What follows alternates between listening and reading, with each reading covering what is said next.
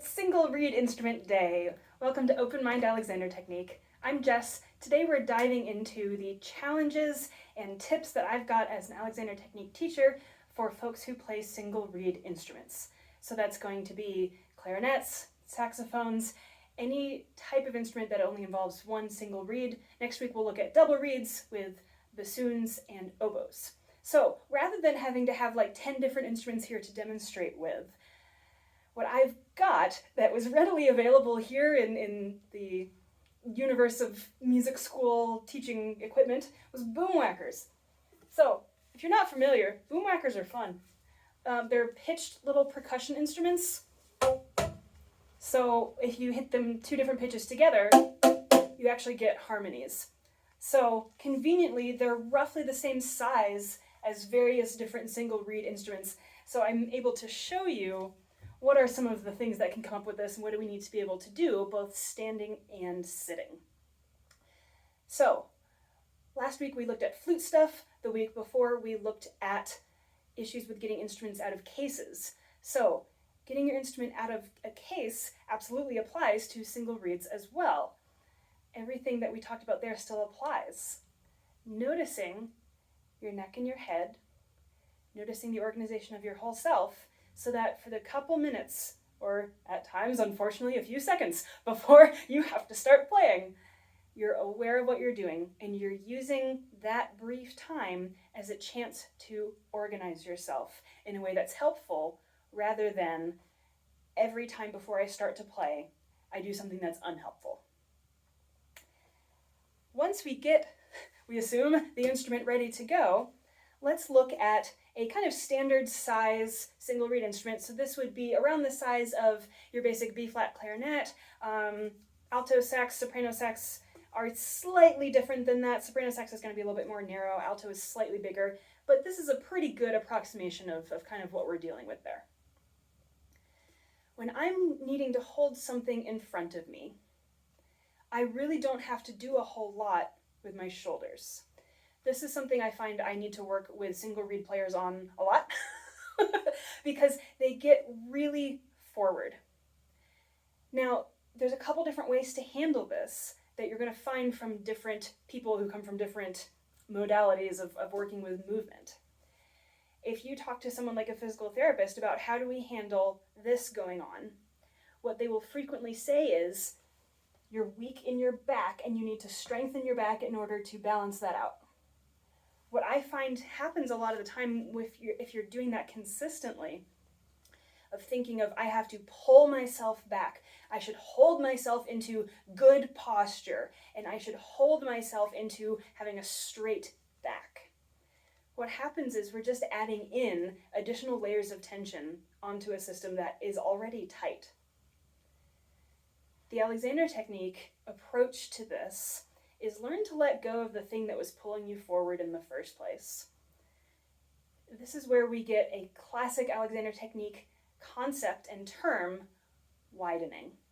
So allowing space in the front, allowing the collarbone area to widen is really helpful to be able to work with a habit of curling the shoulders forward. So the way that I typically have my students work with this is we don't touch instruments until about week 7. I make them spend the first 6 weeks just working on fundamentals. How do you find upright at all, just on your own? How do you learn to let go of your shoulders? Then we work a little bit with how can you learn to do things with your arms, such as tapping my hand. I'll hold my hand out in front of them, and they'll just tap my hand without messing with this. Another thing that's really useful to keep in mind for wind instruments in general, but especially single reeds, is where your shoulders actually move from.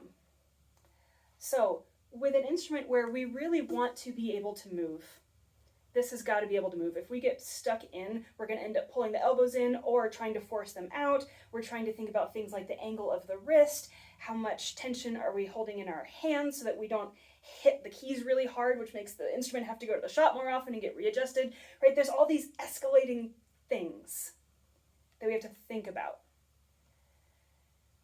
Coming back to just your basic mechanics. tall, expansive, and free. Where do my shoulders move from? It's not this little hollow space that you can kind of feel. It's not this empty bit. This is the space in between my rib cage and the shoulder girdle. So where my arm bone, the humerus here, actually attaches to, all the sides of that socket are actually the shoulder blade. This is why there's room up under the armpit. There actually isn't a bone-to-bone joint between your humerus and your torso. There's a little bit of the shoulder blade that sticks through right into here. This is shoulder blade. It sticks through on the inside, and so all the sides of this ball and socket joint, socket, is actually just shoulder blade. So where's the actual bone-to-bone connection between your arm and your torso? It's here. Your sternoclavicular joint. So the technical scientific term for your collarbone is your clavicle, and then here we've got the sternum. So as always, whenever we're naming a joint, it names the two things that connect together. It's right here. So if we play around with that a little bit, if you take your hand and put it just flat, wide over the top of your collarbone area, make sure that you're getting a little bit of the center with the heel of your hand here, and just let that rest. And then move your shoulder up and down. You'll really feel that move. This is a movement joint, much more so than a lot of people think it is. Fun fact about that as well, cats are so flexible in that area. The reason they can fit through anything the size of just a little bit wider than their heads, about whisker width, is because they don't have a connected collarbone to torso joint. Their front limbs are actually not bone to bone connected. They're only connected by connective tissue, which is why they're so bendy and flexible. So let's practice. If I hold an object, and I recommend not doing this with your instrument the first couple times you do it, how do I practice movement without doing it with moving my collarbone? If I leave this alone, and it might be helpful to actually have a hand here. If you work on this in an Alexander Technique lesson where you're having hands-on help from your teacher, the teacher will probably come to you on your side and actually put a hand there to help you learn how to do this and direct it accordingly. So, how do I move this just on its own without messing with this? A lot of my students are working on this week. It's appropriate timing. We're in week 6 here at the moment, so next week they're going to start bringing in instruments, and this is the week where we're practicing arms, because that's the final thing that we do before we get to arms on instrument. And then can we do both? One of the things that I have my students practice is holding an object. I've got a bolster pillow for the knees, so a long, thin, very, very light object, and I have them hold it like this, with hands on the sides. And then I put my hands in the middle and we do some leading following exercises with that, where I'm leading the movement and they're following. And they have to pay attention to how are they organizing themselves the whole time. Are you still breathing? Can you ask your knees to soften? Can you ask your whole back all the way down to the bottom of the pelvis to stay back? What ends up happening with this is we start to learn availability of movement. Music is an expressive activity. I want you to be able to move. I don't want you to try to freeze yourself into one arbitrarily correct position, because frankly there isn't one. It's going to be different on different people with different proportions, different medical issues, all this different stuff going on. So I want you to be able to move. I want you to be able to do things like cue for ensemble cutoffs, right? At the end of a phrase, and here's the lift of that cue. Where does that come from? A little bit in the arms, not from the collarbones, and it comes from the legs. This is something that I really have to get, in particular saxophone players, to really think about. A very helpful video that I will link down in the description is a saxophone duo called Too Saxy, which is such a great phrase and name for a saxophone duet. So this is Leo P., very famous baritone saxophone player, and Grace Kelly on alto sax. And their movement is so good. I make all my wins watch it. The actual video that they're doing is playing on Hollywood Boulevard, and they're running and jumping and dancing as they're playing. And we really dig into how are they doing it. Pause that video at a certain point and you'll see Grace Kelly in particular is so good at this. She's here, always. And if you also look at her concert videos, which are all free available on YouTube, go look her up, she's wonderful. This is playing position for her. It's just slightly lowered. It's not much. This is what, maybe 1.5 inches, 2 inches at most. And she's just slightly inclined forward by sending the pelvis back. What that does is it lets her instrument, which she's got on a neck strap, just fall just slightly forward of her so that she's not constantly trying to get her hands to be able to push the instrument out away from herself, particularly with the right thumb. And her legs are free. And so she's here. And this is how she's able to do it. The whole video, anytime you see Leo P. or Grace Kelly moving around, they're here. And this is how Leo P. does all this crazy stuff with his legs.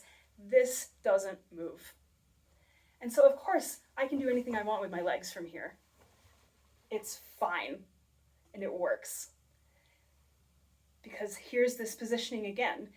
Good body mechanics is good body mechanics. It's good for weightlifting for the same reason it's good for a saxophone. I'm allowing my air column to be left alone. I'm not messing with it. When I take the instrument to me, I don't take my neck forward to it, because that makes my air column go up and over, and it does not like doing that. It introduces a little bit more stress into what needs to be a freely available breath system.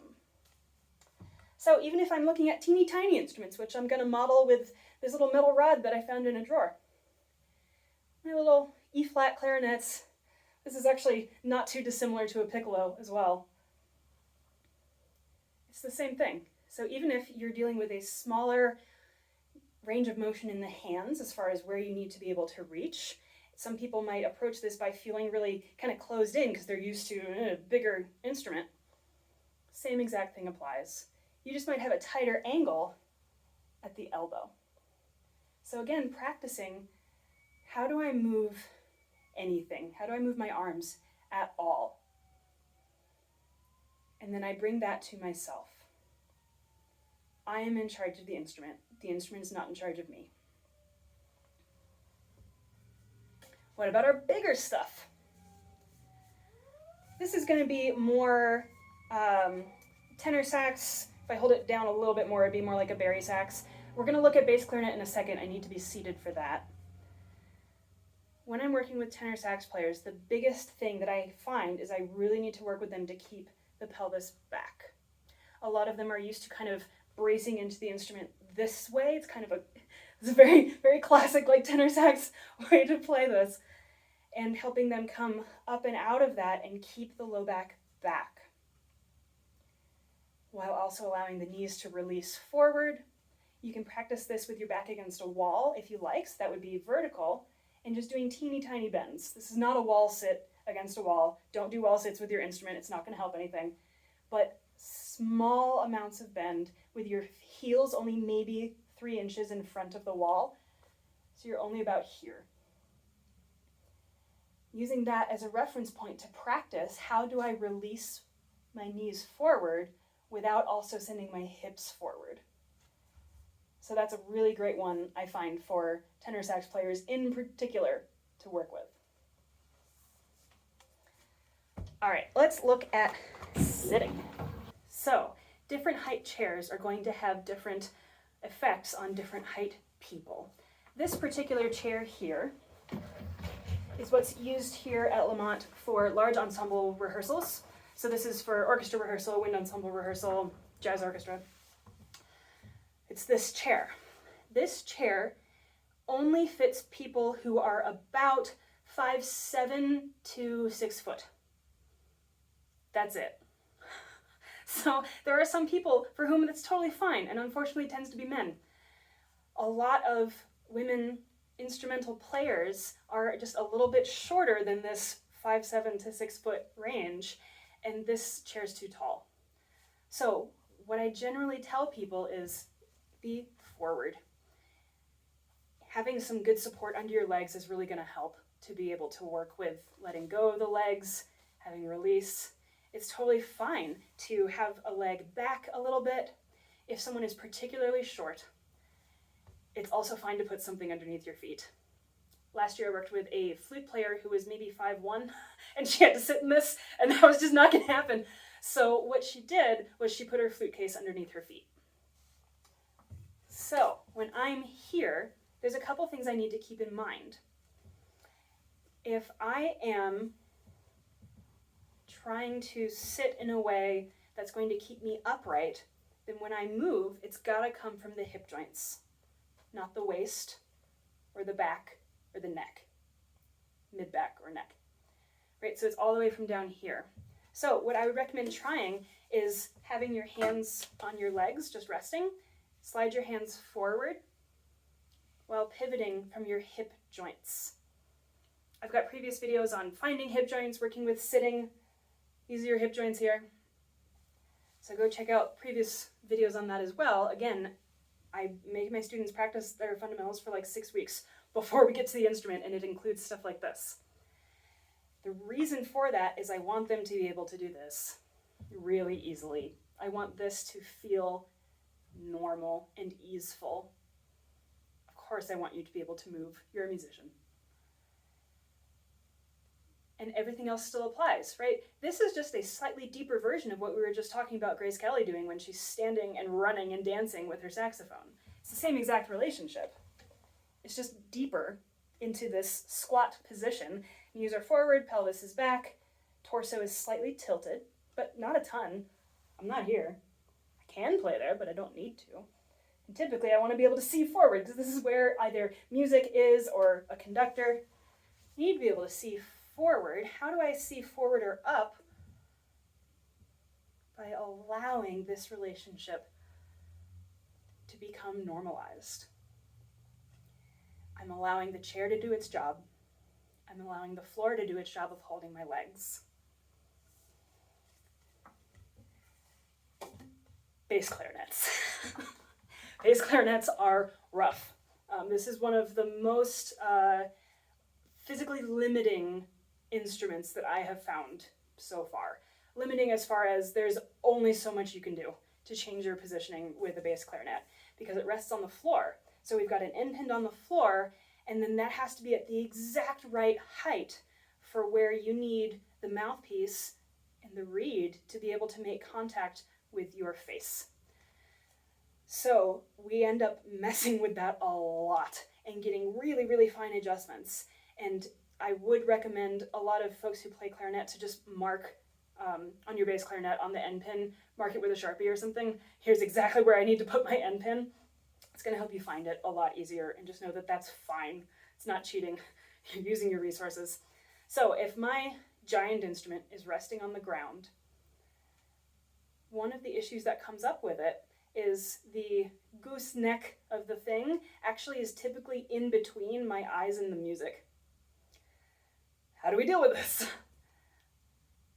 With this little spiral and side to side pivot, and being really careful that we don't compress down into that pivot. So when I need to physically move the instrument out of the way to be able to see the music that's down here, it's still up and over. So thinking of it as a spiral around the axis of your spine is going to help maintain your length here so that you're not trying to bend your ear column. We've talked about shorter students. What about taller students? I'm going to change what chair I'm sitting on to show you something.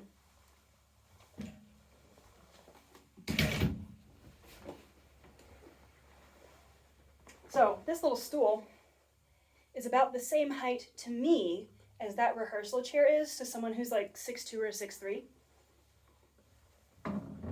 And last year I did have a clarinet player who was that tall and had very long limbs proportionally.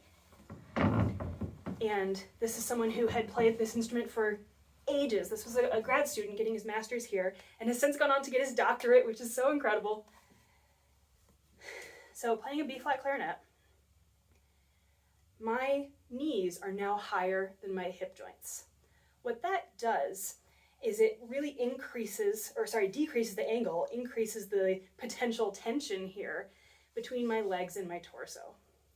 So what I worked on with this student is being able to actually tuck his heels back underneath and open up this angle a little bit. This isn't going to be the solution for all tall people. This is just what worked well for this particular student.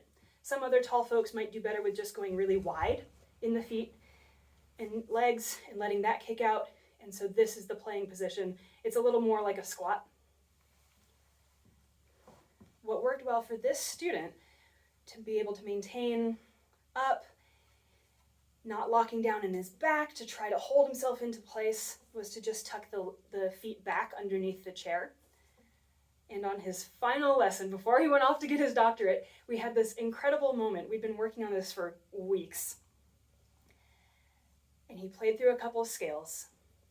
And he stopped and he looked at me and he said, "This is it. I have been watching people play with ease for my entirety of playing this instrument, and I've never felt it. I've never gotten to feel this in myself. That was easy." And he was almost upset about it. It was so sweet and genuine. It was almost upsetting to find out how much he had been constantly overworking.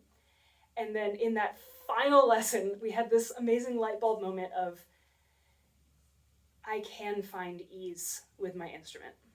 And then he asked if he could pack me up in a suitcase and take me with him. And it was very sweet. So for taller folks, just know that you have some options. What I don't recommend is anything that involves trying to compress yourself into a smaller space. Because what that's going to do is it's going to make your vertebrae need to bend.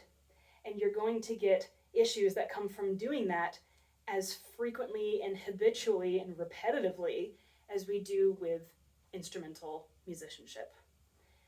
To be able to bend, of course, is something that's necessary. I want to be able to do this. But if you're playing for 6 hours a day, no, that doesn't work. You can't do that and still expect to be able to do it pain-free in your 50s. It's not going to happen. So, in summary, no matter what size of these instruments that we're working with, when you're holding an instrument in front of you, check in with yourself, allowing widening across the collarbones, letting the arms come up, bring the instrument to you, not you to it. You are in charge, it's not in charge. If you need to sit and play, really allow the chair to do its job of holding your weight, and then your torso comes up from that. Consider being able to adjust your legs and what you're doing with your legs. Remember that there's a muscle that goes directly in between my legs and my diaphragm. It's called the psoas muscle, and it actually goes like this with the diaphragm. So if my legs are tightening and constantly pulling up, it directly pulls on my breath. So learning to let that go so that my playing can be as easeful as possible.